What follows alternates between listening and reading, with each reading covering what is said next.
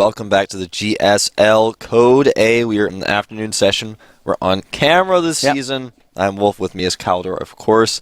We just saw two MVP players get knocked down. Or, well, a former MVP player, Genius. Don't forget he's now, of course, a Zubu. Two CGN's players advance, and I'm really happy that we actually had the Casper guys doing a little bit better than they did in the up and downs. It was a little bit frustrating for me to see that players like Flash were not able to really make it into Code S, and that all of the Casper guys seem just to be a little bit off. So right now, I think it's pretty cool that we have this mixing again, that we have suddenly both of them advancing to the second round. With Byung, I have to admit, with Byung, I kind of expected it. Genius surprised me. Trust really playing very well. You can see that he prepared very well for his matches. You know, consider as well that the important thing to note about those games is that there was a little bit of luck involved. Like the pylon on the main base, the weird angle of the attack. Things just Genius got a little bit unlucky. Yeah. With the pylon, definitely, that's something that he should have scouted. In the first game, he was actually ahead, but then lost the game. And in the last game, I really think that the problem that Finale had was really that in this position, he did not hear that his base was attacked. I feel this was the key. And probably when he jumped down and saw what was going on, he probably was just in cooldown, just swapped the units in at the front, and then just looked at the game and was like, okay, if I don't kill him with what I have at the front, I'm lost. I can't really warp in units when the cooldown is ready again. So he was probably most disappointed about that play from all of us. But I mean, the pylon in the main base is just like one of those things that happens to you on the ladder. Suddenly you're like, there was a pylon in my base. I lost. I didn't scout it. I'm gonna scout next game, but too late. Now I'm in Code B. Yeah. And well, with Finale the same. Those games look really, really bad, but then it's just. You make a mistake, you realize that you're panicking a little bit and you're trying to salvage what's there to salvage, and it doesn't really work out for you. So at this point, we have the next game coming up in just a few short minutes. We have YugiOh versus Hero. Hero is currently setting up his gear, and as soon as he's done and everything is fine, we're going to jump into our first Protoss versus Zerg of the day.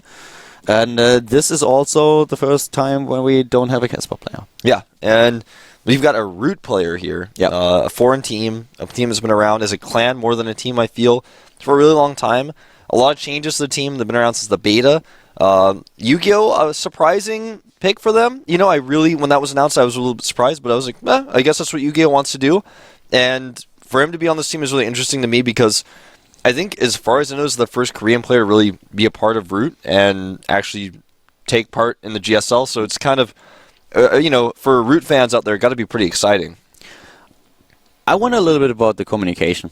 I really want to know if him being on Root now, if that also means that he's going to focus a lot more on English, or if they are just going to stick with translators. I mean, there are both options. You can always just have someone who translates, who tries to just make sure that the communication runs smooth, or you have other players that go to foreign teams and then really focus on improving their English, trying to get so much better that they really can communicate with all the other team members without really a bigger problem. It takes some time, but it's the better option in the long run.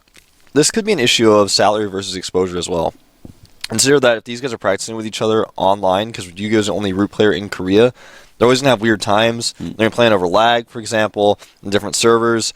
It could just be Root has made some sort of deal with them, like, hey, we want you to advertise our brand, put you in the GSL, you're in Code A, we're going to put our shirt on you, our website's going to be there, you're a good player, we'll give you some sort of money. That could be what's going on. You know, that makes this situation, if that's actually the case, so much more stressful for YugiOh because he's got to win this game or suddenly he's not exposed anymore. Well, I feel that this is definitely one of those scenarios where Root is not only banking on him playing in the GSL now here, but just want to rely on him in the long run. And I really I didn't expect it, I'm completely with you there. I really like it though. For him, it gives him a lot of opportunities. It gives him the chance to really put his name out there in the foreign community. That's something that he wasn't really able to do when he was in Slayers. He was always one of those players that was able to surprise, especially in the team league. But Hero is such a tough opponent now. Hero is a player that's known, man. We are going to jump into game number 1 on Belshire Vestige right now. Can Hero, the known player on the big fan favorite team, take out YugiOh here? Let's find out right now.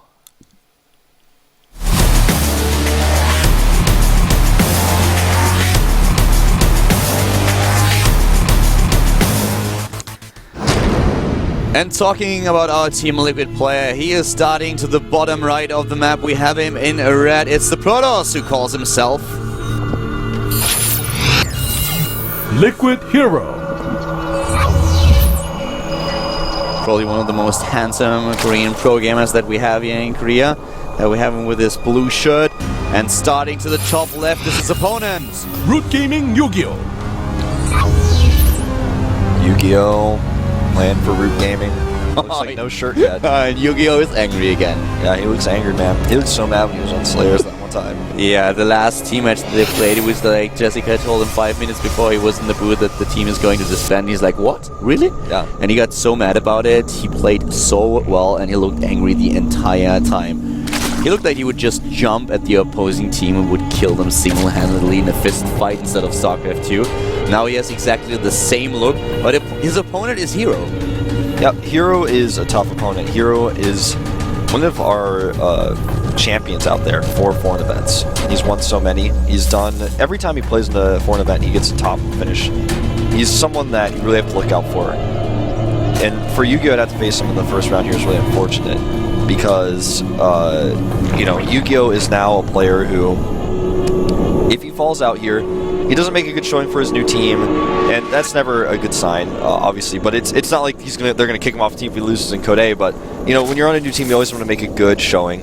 And Hero, on the other hand, if he loses here, I think a lot of fans are going to freak out because he is a top Code S level player who wins so many foreign events. To be out of the GSL would be crazy, crazier than Genius falling out like we saw earlier. So this is a high stakes match, really. Yeah, Hero is definitely a bit of the favorite player here, and well, he's faking a cannon rush. This is fake. There's no forge.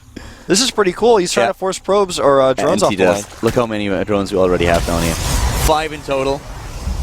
Nice. There comes the cancel, and now YugiOh, of course, has to move them back. But that was really well done. Mind games by Hero. I like this quite a lot. I actually expected YugiOh to go for something like this, not Hero. Yeah, exactly. YugiOh is the guy who likes to block next eye with hatcheries, go for big pushes, sometimes spread creep and do weird things with queens.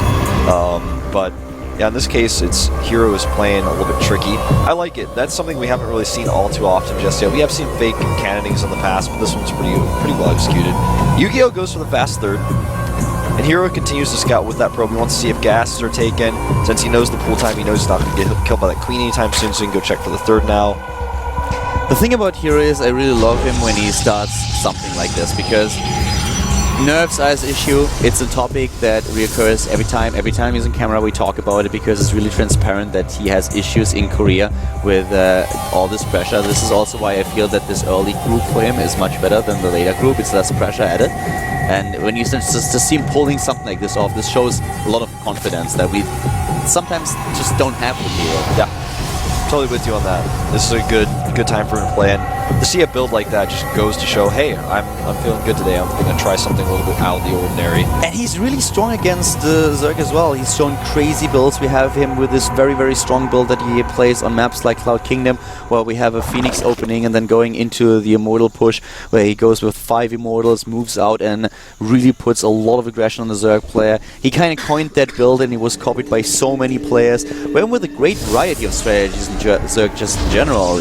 Double Stargate on Antigua Shipyard is something that he did in the past, so you never really know what's coming. Yeah, Heroes is very difficult to predict, especially during times of trending. When Stargate builds were trending, he was still doing other things. When the Robotics Immortal push was trending, he was doing other things. He was doing a different version of it, for example. So Hero is not someone you never really can predict. You have to scout. You have to hope you can scout him. He's just going Stargate game number 1. He's going for the Stargate, and this is also a build that so many players will use on this map. LGMS is always one of those maps where it's a little bit awkward for a Protoss to go into the late game and take those additional bases. But Parting, he did it in the Blizzard Cup several times, and his tech opening was always Stargate. Went to the Stargate, and the same is true for a player like Rain. Rain also on Belcher Vestige goes into a Stargate play, gets up to 5, Phoenixes out, and then starts the progression on the economy line, but controls the map with them and opens up so many possibilities for him, going for gateway follow-up or just trying to go into an additional base. Yeah. Overlord almost gets sniped. He takes down the Ling. The team is off creep here. Going to take some serious. It's nice control by Hero. Microing that Zealot, trying to grab onto the scene. No hit points lost for here. Now he's got more Stalkers. This becomes more and more of an issue for YugiOh. He does not have Zergling speed, and he doesn't have all his links together, so he keeps losing a few at a time. This is getting more and more stressful. Hero doing a lot of pressure here. Shows the Phoenix back at home meanwhile. And at this point, this is really bad for YugiOh because he is just sacrificing Zerglings the entire time, finally getting rid of the Zealot, but he lost so many early on that Hero suddenly realized, well, I can actually do damage here. I can go in. I now killed even more Zerglings, so now you have to invest even more lava to your Zergling production. You can't get more drones out.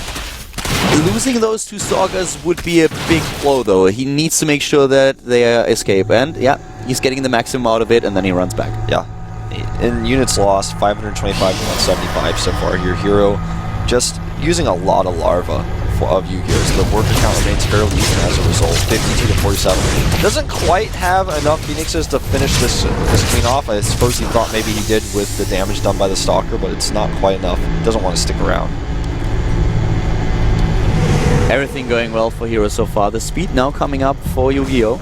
So this is the time where Hero can't really put any aggression with gateways or with single Stalkers on, but that's already passed. Another Overlord dead. Supply blocking YugiOh here. He has 5 queued up, so it's not going to be a big deal. But he has so many queens too. Currently relying on 6, but there are Overlords just everywhere, just up for grabs. Yeah, this is so problematic. He's got to make sure he puts those Overlords where his queens are.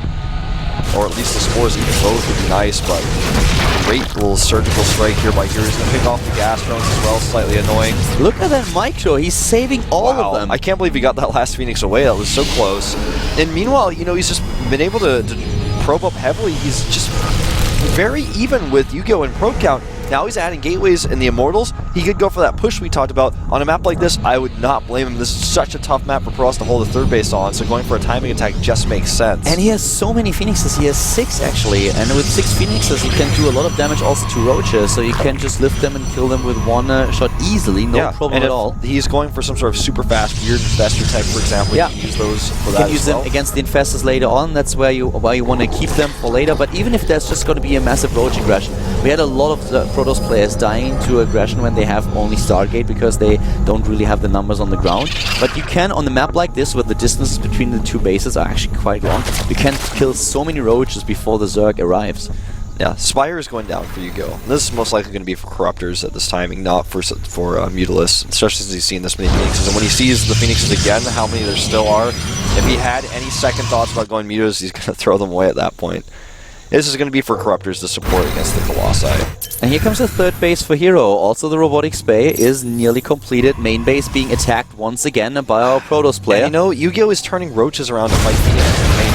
I mean, Hero is just messing with them a little bit here. You know, he sees on the minimap it's a good Zerg reaction. You know, you see a red dot on the minimap coming and you think dropships. 14 Harvesters killed Wolf. Yeah, he kills the Harvesters, and I feel more importantly than killing those last wave of Harvesters, he turned YugiOh's entire army around for enough seconds for him to get a decent number of warpins here. Look at the gateway wall is already set. YugiOh is trying to figure out an angle of attack here. The Phoenixes scout the 4th base as well. I don't think that YugiOh actually ever planned to being really too aggressive here. He just follows it up with the 4th base. He has his tech.